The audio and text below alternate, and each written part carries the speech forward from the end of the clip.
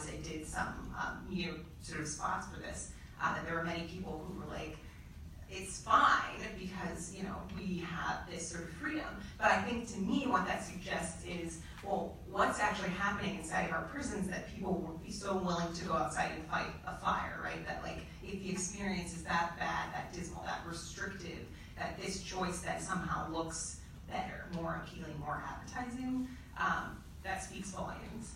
And I would say that by and large, across the country, right, there are many more people incarcerated at the state level than at the federal level. Each state has its own Department of Correction.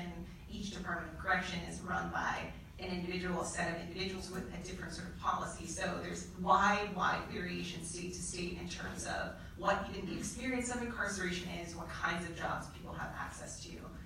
So that's sort of some framing there. In terms of wages, I've heard the argument made sort of on the more conservative side that really, frankly, it would be much too expensive to pay people a prevailing wage. To me, that's just an argument for, well, maybe we shouldn't have so many people incarcerated, and then you could make that argument in the same way. But, I don't think that it's actually true that inmates don't have to pay for a lot of the necessities that they need. So all kinds of toiletries, toothpaste, toilet paper, supplemental food, all of these things are things that inmates have to pay for directly themselves. And so, like you said, they're being upcharged, just dramatically. And so it can be quite expensive just, if you think about it, I'm gonna be here for 10 years, how many toothbrushes and how much toothpaste do you go through in 10 years, right? So those costs still add up. And I think to this broader notion that Shiqueen brought up around inmates still being people, and that we need to think about this system that imparts some form of dignity, that maintains that humanity, that people still have lives outside of the prison, even while they're serving their time. So they may have been the primary breadwinner before they were incarcerated, they may have small children, they may be responsible for the care and support of their loved ones, grandparents, whoever it may be. And so the idea that they're, working and not sort of able to support in a way that might be beneficial to their family, to not be able to save, to not be able to think about, well, what would I do with this money once I get out?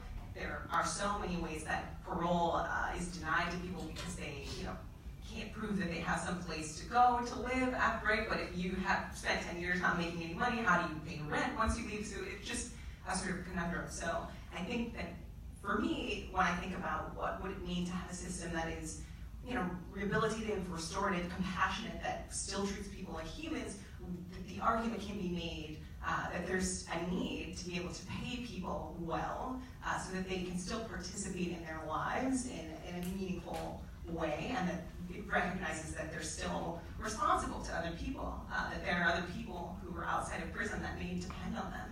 And we all know that it takes money, to live.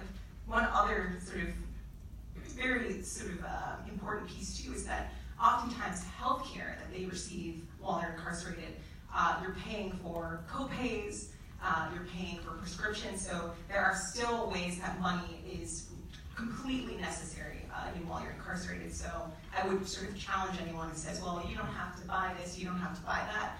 There are a myriad of ways that money has to be spent, and if you don't have it, you're really, really at a loss.